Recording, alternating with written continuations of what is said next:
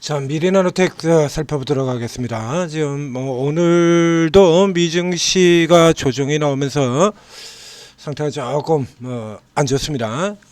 삼성전자, 하이닉스 모두 내리고 있고요. 자, 이래서 오늘 같은 경우도 다시 또 이런 상태라 그러면 또 이제 틈새 쪽을 노려야죠. 틈새 쪽을 노리고 들어가고요. 저쪽에 주도주 라인 쪽 조금 이제 차익 실현하고 일단 관망 상태로 조금 천천히 들어가라는 얘기를 드려 앞에 일찌감치 저 앞쪽에서부터 들어왔죠.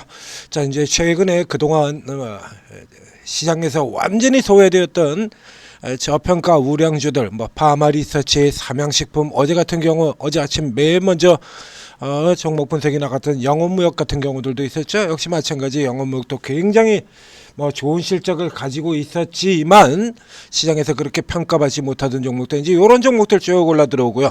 그리고 이제 틈새입니다. 틈새 이런 쪽에 이제 개별서 앞에 지금 얘기 드렸던 건 이제 개별 강세라고 볼 수가 있고 개별 우량주들이니까 이런 종목들 들어가고 그리고 이제 틈새 테마 틈새 쪽에서 빠져나온답니다. 이쪽에 해당되는 게 오늘은 바로 이 종목이 되겠다라는 얘기죠. 리튬주입니다. 자, 미래나노텍은 원래 미래나노텍은 디스플레이 소재 기업입니다. 반도체 아니지금 디스플레이 쪽이죠. 신화인터텍, 미래나노텍 일찌감치부터 이제 삼성전자가 지분 투자를 하기도 했던 아주 오래된 회사들이에요. 자, 여기에서 최근에 이 미래나노텍은 본업은 그냥 별 볼 일 없어요. 자, 본업은 별 볼 일 없지만 우리가 흔히 이제 리튬 관련주라고 얘기하는 것들 중에서 포스코는 그룹주들을 제외하고 그 외에 코스닥에 버글대고 있는 리튬 관련주들 쪽으로 본다면 그 중에 가장 좋은 기업이죠. 실적이요. 자, 이 리튬주라든가 2차 전주들이 박살이 나는 와중에도 미래나노텍 같은 경우 앞서 보셨던 것처럼 자, 2023년 된 남들 다 박살나는 와중에도 굉장히 좋은 흐름들을 보였거든요. 일단 기본이 디스플레이 반도체 디스플레이 이쪽에서 기본 역할은 계속 해주기 때문에 이게 사업 분야가 꽤나 많습니다. 그래서 지금 같은 경우는 이쪽은 그렇게 중요한 부분은 되지는 않고요. 계속해서 가장 큰 부분 2차전지 리튬 쪽이죠.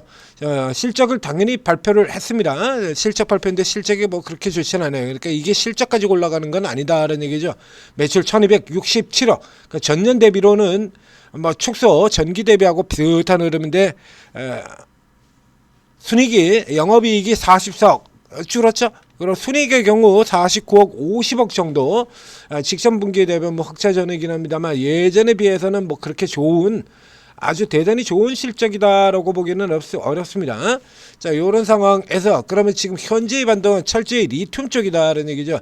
2차 전지 쪽에 이제 캐잼 뚫고 이제 바닥치고 돌아 나온다라는 얘기는 이미 저 앞에 2달 전서부터 계속 얘기를 들었던 얘기죠. 결국에 이게 연결이 되는 건데요.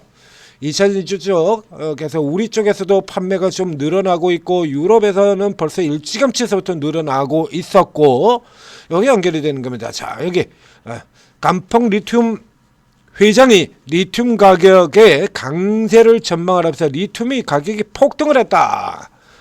리튬 여기에서 이제 우리 하나가 잊지 말아야 될 거는 자, 이게 이제 뭐냐라고 하면 리튬 중국에서 열린 리튬 산업 포럼에서 간퉁 리펌 회장이 시장 컨센서스를 크게 증가하는 수요를 중기 수요 전망을 제시를 하면서 리튬이 바닥 통과했다라고 신호를 보냈다 이런 얘기입니다.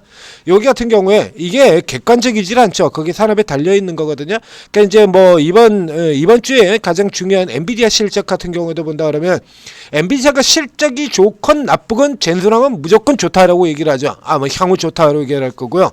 저 앞쪽에 보면 채권왕 빌그로스 같은 경우는 주식시장이 이렇게 올라가건 말건 계속해서 안 좋다고 얘기를 했었죠. 위험하다. 너무 말라서 위험하다. 왜? 주식시장이 조정을 받아야 채권이 유리하거든. 주식시장이 채권을 조정을 받아야 여러분들이 흔히 잘 아는 부자 아빠 가난 아빠의 기요사키 같은 경우에 보면 맨날 주식시장 폭락 나온다 그러죠. 자, 맨날 주식시장 대폭락 나올 거니까 그럼 몇 년 전부터 주식시장 대폭락 나온다 그랬습니까? 기요사키가? 허관날 입에 달고 사는 게 주식시장 대폭락 나온다는 얘기잖아요. 그 대폭락 나오니까 뭐하라 그러냐면 주식시장 대폭락 나올 테니까 주식시장에서 돈 빼가지고 코인 하라는 거야.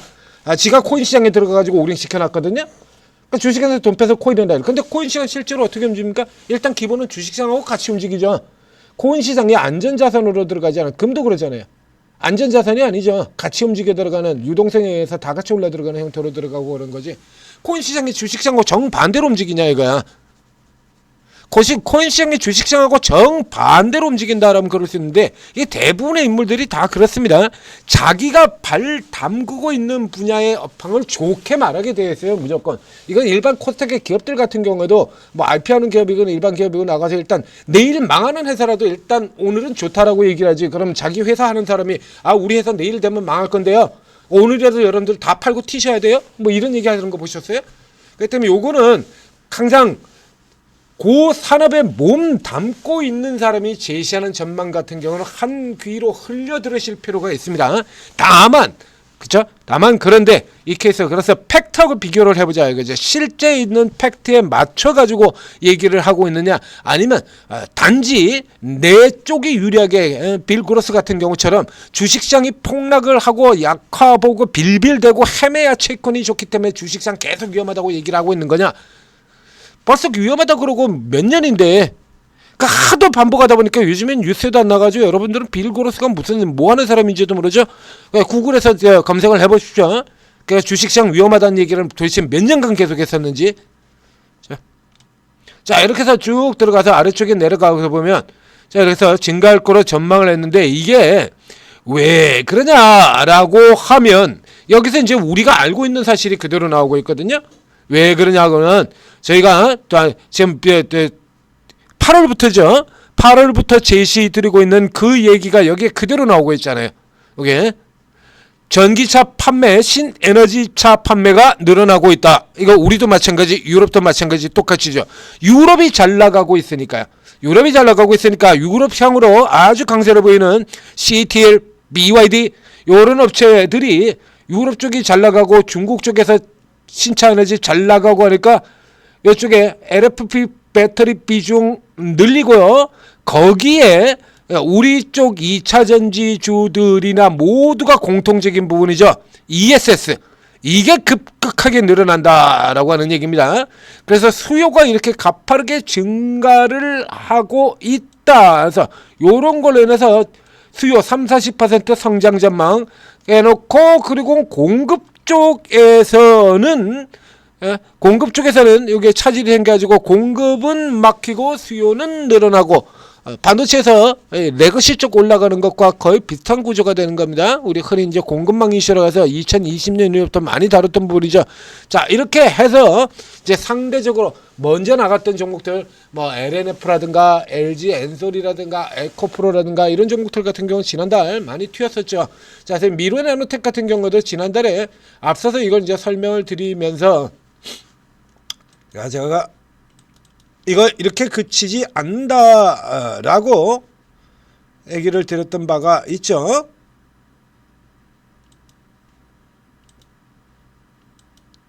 자 이렇게 보면 리튬 후발급 등이지만 저쪽에 한번 아주 강력하게 올라갈 거다 그랬는데 큰 폭으로 밀려버렸어요.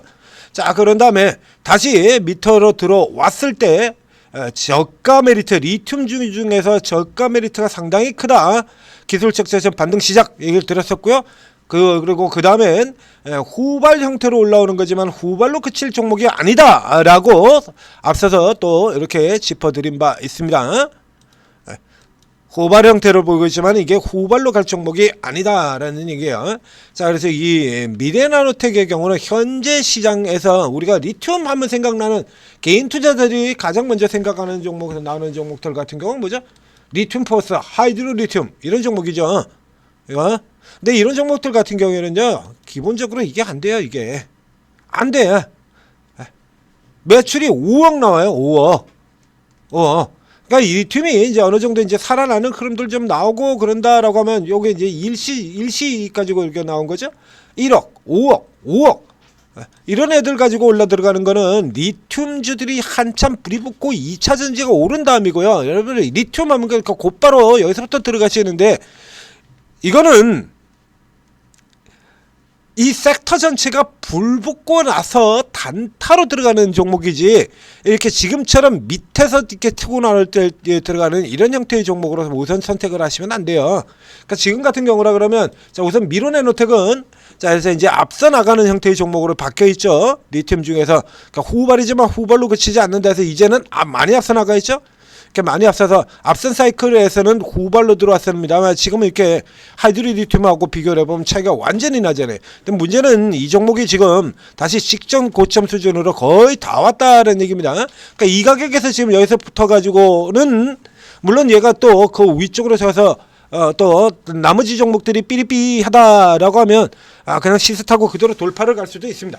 그런데 이 상태라 그러면 일단 이걸 기준으로 해서 이제 리튬주 같은 경우에는 리튬주 같은 경우 대부분이 다 세력형이고, 실제로 뭐 덩치도 그렇게 크지도 않고 그러기 때문에 이게 거래가 되는 종목이 반 정도가 넥스트에서 거래가 되는 종목이 반 정도 나와요.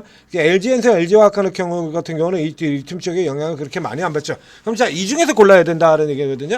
그럼 여기서 이제 상대적으로 부진한 실적이 얘 빼고 나면은 실제로 살 수 있는 종목의 경우에는, 자, 이거 포스코 퓨처엠, 얘가 제일 간단하고 안전하고 확실한 종목이 되겠죠. 포스코 퓨처엠. 그러니까 여기는 리튬뿐만이 아니라 2차전지 양쪽 모두를 타고 가는 종목이니까요. 다음에 노래 종목은 요게 가장 안전한 형태가 이 종목이 될 테고요. 그 다음으로 치게 된다라고 하면 미래나노텍 뒤에 이제 정상 이제 개장이 되기 난 다음쯤이라 그러면 최근에 임팩트가 강한 종목을 골라라라고 얘기 드렸죠. 최근에 임팩트가 강했던 종목. 자, 이 후성 같은 종목 지금 딱 기술적 저점 위치에 걸려 들어와 있죠. 이런 종목들 같은 경우 장 개장되고 나서 이게 쫙 잡아서 이거 다발가면 쭉 당겨서 위로 올라올 가능성이 있는 종목이 되겠습니다. 여기요. 그리고 뭐 이제 제 주 모멘텀은 이제 다른 쪽에 가 있습니다만, 요런 종목들 같은 경우도 의외로 이게 강원에너지 같은 경우도 리튬주에 발을 걸치고 있는 종목이죠. 여기도 강원에너지의 모멘텀 중에 아주 그렇게 강하지는 않습니다만, 강원에너지의 경우도 이렇게 리튬 지역에 걸려 들어가 있잖아요. 요 강원에너지 같은 종목들이나 후성이나 요런 종목들이 이제 뒤에 개장하고 열리고 난 다음에 그 다음에 치고 나오는 목들, 요런 목들 노리고 가셔야 되고요. 그 다음에 이게 무더기로 강세를 보인다 그러면 그 다음에 단타로 보는 게 저 이름만 유명한 하이드로 리튬 포스 이런 쪽으로 가는 겁니다.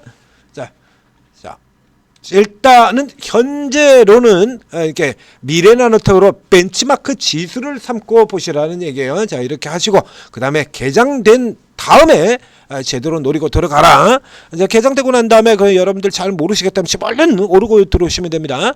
오르고 들어오시면 20여 분의 전문가였는데 이 전문가들이 대부분 다 특기 분야가 다 틀려요. 특기 분야가.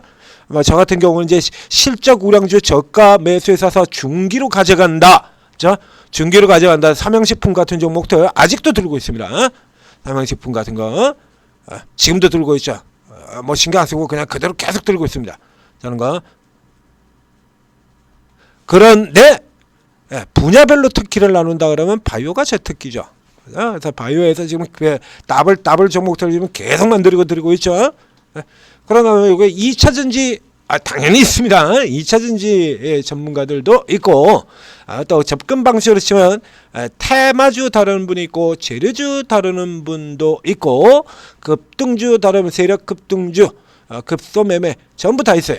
그러니까 여러분들 여기 들어오시게 되면, 자, 여기서 이제 2차전지 하시는 분들의 경우 오늘 같은 날 리튬주 반드시 노리고 들어가죠.